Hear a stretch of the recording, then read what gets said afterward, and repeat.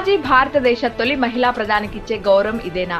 కడప జిల్లా ప్రొద్దుటూరులో భారతదేశ మొట్టమొదటి మహిళా ప్రధానమంత్రి ఇందిరాగాంధీకి అవమానం జరుగుతోందని అభిమానులు వాపోతున్నారు. వివరాల్లోకి వెళితే స్థానిక గాంధీ రోడ్డు నుంచి రామేశ్వరం వైపు వెళ్లే సర్కిల్ నందు తొలి మహిళా ప్రధాని ఇందిరాగాంధీ విగ్రహాన్ని అప్పటి కాంగ్రెస్ మాజీ మంత్రి డిఎల్ రవీంద్రారెడ్డితో ప్రొద్దుటూరు మాజీ మున్సిపల్ చైర్మన్ వైఎస్ ముక్తియార్ ఏర్పాటు చేశారు.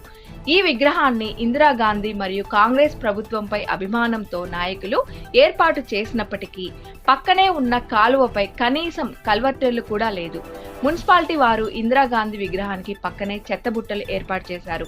ఇక్కడే చేపల వ్యాపారస్తులు కూడా చేపలు అమ్ముతుండటంతో ఒక భారతదేశ మొట్టమొదటి జిల్లా ప్రధానమంత్రికి మన ప్రొద్దుటూరు మున్సిపాలిటీ అధికారులు ఇచ్చే గౌరవం ఇదేనా అని ప్రజలు ముక్కున వేలు వేసుకుంటున్నారు.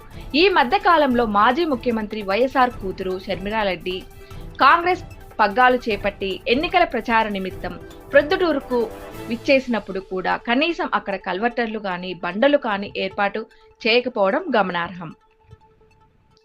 ప్రొద్దుటూరు కాంగ్రెస్ పార్టీ ఇన్ఛార్జి నజీర్ ఇందిరమ్మ విగ్రహం చుట్టూ అప్పుడప్పుడు పరిశుభ్రం చేయిస్తూ ఉన్నప్పటికీ ఈ మధ్య కాలంలో వైసీపీ తరపున గెలిచి కాంగ్రెస్ లోకి వచ్చిన 13వ వార్డు కౌన్సిలర్ ఇర్ఫాన్ బాషా కనీసం ఇందిరాగాంధీ విగ్రహం వైపు చూడకపోవడం, విగ్రహం చుట్టుపక్కల పరిశుభ్రత గురించి పట్టించుకోకపోవడంతో ప్రజల్లో విమర్శలు వెలువెత్తుతున్నాయి.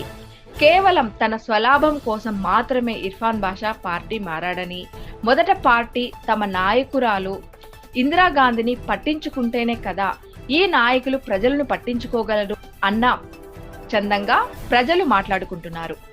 ఇకనైనా అధికారులు, నాయకులు స్పందించి ఇందిరాగాంధీ విగ్రహం చుట్టూ కల్వర్టర్లు లేదా బండలు ఏర్పాటు చేసి ఇక్కడి చెత్త బుట్టలను తొలగించి పరిశుభ్రంగా ఉంచాలని ప్రజలు కోరుతున్నారు.